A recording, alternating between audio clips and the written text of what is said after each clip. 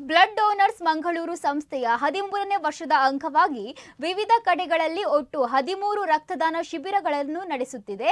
ರಕ್ತದ ಕೊರತೆಯನ್ನು ನೀಗಿಸಲು ಅಗತ್ಯವಿರುವ ಎಲ್ಲ ವ್ಯವಸ್ಥೆಯನ್ನು ಸಂಸ್ಥೆಯ ತಂಡದಿಂದ ಕೈಗೊಳ್ಳಲಾಗಿದ್ದು, ಕಳೆದ ರಂಜಾನ್ ತಿಂಗಳಲ್ಲಿ ಹಗಲಿನಲ್ಲಿ ರಕ್ತದಾನ ಶಿಬಿರಗಳು ನಡೆಯದ ಪರಿಸ್ಥಿತಿಯಲ್ಲಿಯೂ ನಮ್ಮ ತಂಡ ರಾತ್ರಿ ಸಮಯದಲ್ಲಿ ರಕ್ತದಾನಗಳನ್ನು ನೇರವಾಗಿ ಬ್ಲಡ್ ಬ್ಯಾಂಕ್ಗೆ ಕರೆದುಕೊಂಡು ಹೋಗಿ ರಕ್ತದಾನ ಮಾಡಿಸುವ ಮೂಲಕ ಮಾನವೀಯ ಸೇವೆಯನ್ನ ಮುಂದುವರಿಸಿದೆ ಎಂದು ಸಂಸ್ಥೆಯ ಅಧ್ಯಕ್ಷ ನವಾಜ್ ನರಿಂಗಾನ ಹೇಳಿದ್ದಾರೆ. ಉಳ್ಳಾಲದಲ್ಲಿ ನಡೆದ ಸುದ್ದಿಗೋಷ್ಠಿಯಲ್ಲಿ ಮಾತನಾಡಿದ ಅವರು, ಸಂಸ್ಥೆಯ ವತಿಯಿಂದ ಇದುವರೆಗೆ 550ಕ್ಕೂ ಹೆಚ್ಚು ರಕ್ತದಾನ ಶಿಬಿರಗಳನ್ನು ಯಶಸ್ವಿಯಾಗಿ ಆಯೋಜಿಸಿ 1,20,000 ಯೂನಿಟ್ ರಕ್ತ ಸಂಗ್ರಹಣೆಯನ್ನ ಮಾಡಿದ್ದೇವೆ.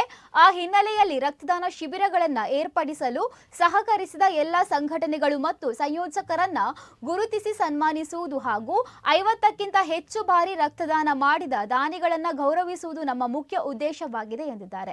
ಸುದ್ದಿಗೋಷ್ಠಿಯಲ್ಲಿ ಉಪಾಧ್ಯಕ್ಷ ಅಶ್ರಫ್, ಸಿಎಂ ಉಪ್ಪಿನಂಗಡಿ, ಪ್ರಧಾನ ಕಾರ್ಯದರ್ಶಿ ಸಾಹುಲ್ ಹಮೀದ್ ಕಾಶಿಪಟ್ನ ಸೇರಿದಂತೆ ಮತ್ತಿತರರು ಉಪಸ್ಥಿತರಿದ್ದರು.